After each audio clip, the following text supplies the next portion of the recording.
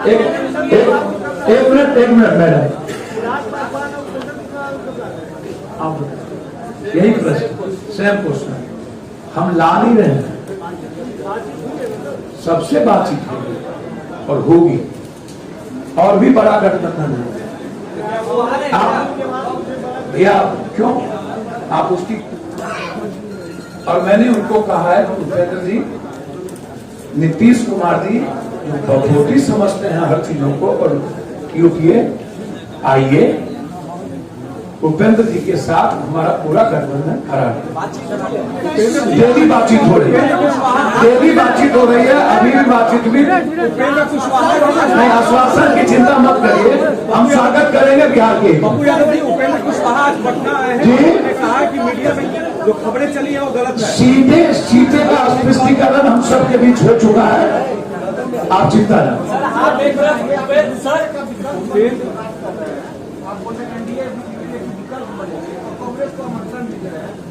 तो कांग्रेस को आमंत्रण दे रहे हैं कि जो अपने को यूपीए कह रहा है और बेइज्जत कर रहा है, तो मैंने यह कहा कि कांग्रेस आएगी और बेइज्जत नहीं होना चाहिए, तो मेरा दिल उनके लिए भी बड़ा है। मैं ये बोल रहा हूँ आपको, काहे का किंग मेकर भैया, मैं तो बिहार का सबसे बड़ा सेवक हूँ। अब पॉजिटिव लोगों से मिलते मिलते मर नहीं रहा हूँ, इसी की चिंता है मुझे। यदि जो मरने से ना घबराए उसको किंग मेकर का है, किंग मेकर में यहाँ बैठे हैं लोग। पप्पू यादव जैसे वर्कर को किंग मेकर क्यों बनाते हो भैया?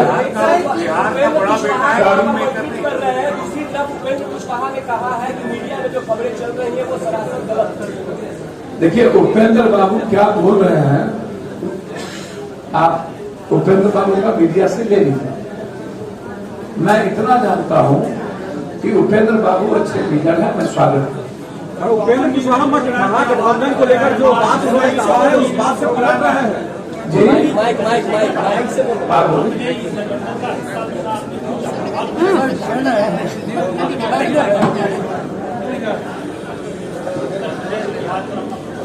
देखिए, सिर्फ उत्तर प्रदेश ही नहीं, पूरे देश में जहां भी परेशानी होगी और जहां भी न्याय, सामाजिक न्याय की परिवर्तन की लड़ाई लड़ी जाएगी, वहां चंद्रशेखर हमेशा ही रहते। कल मैं उत्तर प्रदेश में था, आज मैं यहाँ हूं। मैं दिल्ली में अक्सर रहता हूं। मैंने वो दर्द देखा जब कोरोना में लॉकडाउन हुआ, तो जो मजदूर तबका वहां परेशान था सड़कों पर, जिसके लिए किसी के पास, न सिर्फ सरकार के पास तो व्यवस्था नहीं थी जिस सरकार की बात हम लोग कर रहे हैं, इन्होंने तो बस मना कर दिया कि बसें भी नहीं है हमारे पास। वो तड़प रहे थे रोटी के लिए, छत के लिए, घर आने के लिए, अपने बच्चों के पास पहुंचने के लिए। उनका हमराई कोई नहीं था। मुझे एक व्यक्ति नजर आ रहा था बिहार में जो उनकी मदद कर रहा था। ये सामाजिक लोगों का गठबंधन है जिनके दिलों में दर्द है, जो बिहार को वास्तविकता में परिवर्तन की ओर ले जाना चाहते हैं। मैं यहाँ इसलिए हूं कि ये और बड़ा हो, क्योंकि मेरा काम जोड़ना। मैं इसे और बड़ा करूंगा जिससे कि हम यहाँ सांप्रदायिक ताकतों को रोक सकें, जो राष्ट्र के नाम पे, धर्म के नाम पे हमेशा चलते हैं, उनको रोक सकें। तो मैं यहाँ इसलिए हूं कि हम लोग बिहार को मजबूत बिहार बना सके, खुशहाल बिहार बना सके। जो तमाम समस्याएं हैं यहाँ और हमारे एजेंडे, हम अपने एजेंडों की वजह से यहाँ, बहुजन समाज की वजह से यहाँ है। हम यहाँ इसलिए हैं कि शोषित वंचित समाज के लोगों को उनके अधिकार मिले। जो लोग अहंकार में, हमने सभी लोगों को निमंत्रण भेजा है और हमने पहल की थी। मैंने खुद कहा था कि भाजपा को रोकने के लिए किसी की मदद लेनी पड़े या किसी को मदद देनी पड़े। कुछ लोग अहंकार में बैठे हैं, उनको नहीं पता कि जनता नेता तय करती है। जनता वो होता है, आज का समाज नेता उसे मानता है जो उनके बीच में रहता है, जिनसे वो किसी भी समय मिल सके, जिसे अपना दुख दर्द कह सके। और वीआईपी सिक्योरिटी वाले मुझे नहीं लगता है कि गरीबों की आवाज को सुन पाएंगे। धन्यवाद। लेकिन चंद्रशेखर जी, एक सवाल कि आप जहां जहां जाते हैं वहां जातीय संघर्ष होते हैं, अक्सर ये आपके ऊपर आरोप लगते रहे। आर भारत जी, मेरा आग्रह है, उनको दीजिए, उनको बोलने दीजिए। देखिए, मैं वहां जाता हूं जहां जाति के नाम से हमारे लोगों पर अत्याचार किया जाता। मैं कल गया था हाथरस। आप बयां कर पाएंगे, आर भारत ने तो नहीं दिखाया।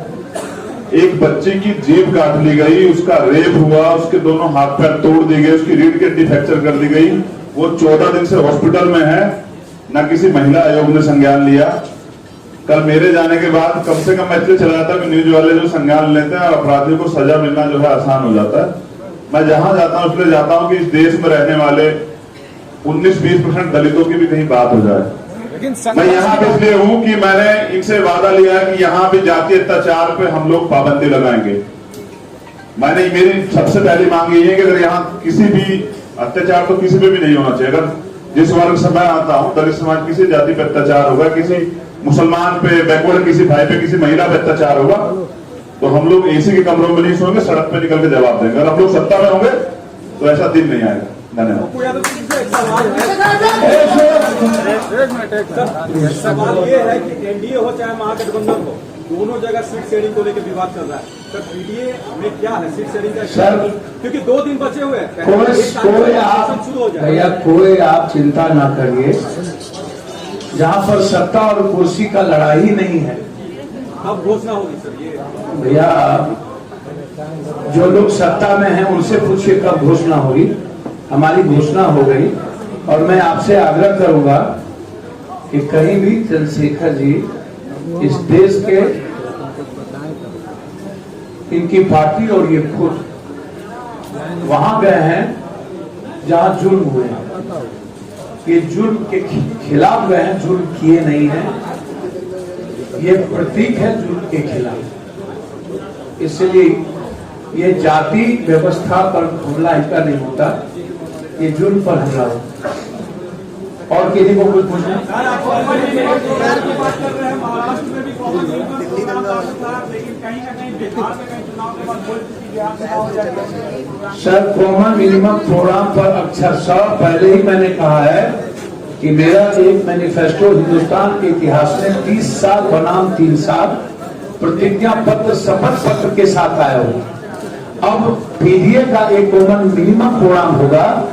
जैसे इन्होंने कहा कि कोई जुर्म होगा तो हम सड़कों पर होंगे, सत्ता में आएंगे तो नहीं होगा। तो यही कॉमन मिनिमम प्रोग्राम है, यही बिंदु होता है। सभी का आ चुका है, सब आ चुका है।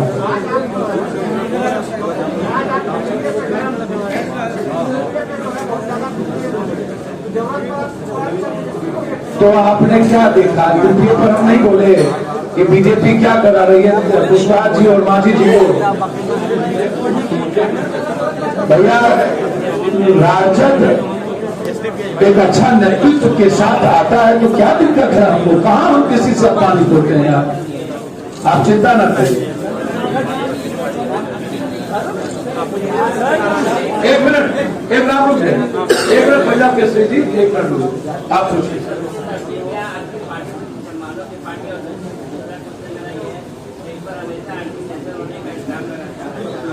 देखिए, मैं एसडीपीआई के राष्ट्रीय अध्यक्ष एम.के. फैजी की तरफ से और एसडीपीआई की तरफ से आपको कर रहा हूँ। सवाल ये है कि ये सिर्फ क्या मुसलमानों की पार्टी है? अगर मुसलमानों की बनाई हुई पार्टी सिर्फ मुसलमानों की पार्टी होती है तो एसडीपीआई को आप मुसलमानों की पार्टी कहते हैं। मुसलमानों की लीडरशिप से कोई पार्टी नहीं होती, वरना सिर्फ लालू प्रसाद यादव की पार्टी होती। हमारे लीडर यहाँ पर बैठे हुए हैं, जो हमने चुना हुआ है कि ये पप्पू यादव साहब हमारे लीडर होंगे। तो अगर मुसलमानों की पार्टी है तो भी हम कम कर रहे हैं। उस शिनाख्त में जो सबकी पार्टियां, यहाँ चंद्रशेखर साहब बैठे हुए हैं, यहाँ पे पाठक साहब हमारे साथ हैं, और ये शुरुआत है एक ऐसे मूवमेंट की जो बिहार बचाओ से शुरू होगा और देश बचाओ तक जाएगा। क्योंकि बिहार में हमने जो मजबूर वोटर देखा है उसको हम आजाद और विस्तारवान करना चाहते हैं, इसलिए हम इसमें आए हैं। और हम देशभक्त हैं, तो इस बात के लिए हमें कोई भी बताने की जरूरत नहीं है, क्योंकि हम संघर्ष की पार्टी है।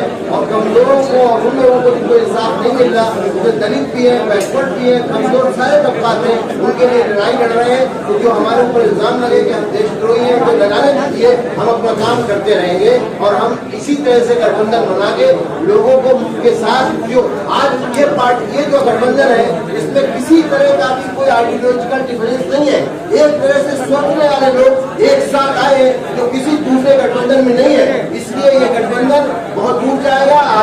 आज तो लालचिन इवेंट है इसकी, ये जाता चला जाएगा और बढ़ता जाएगा, आप देखेंगे।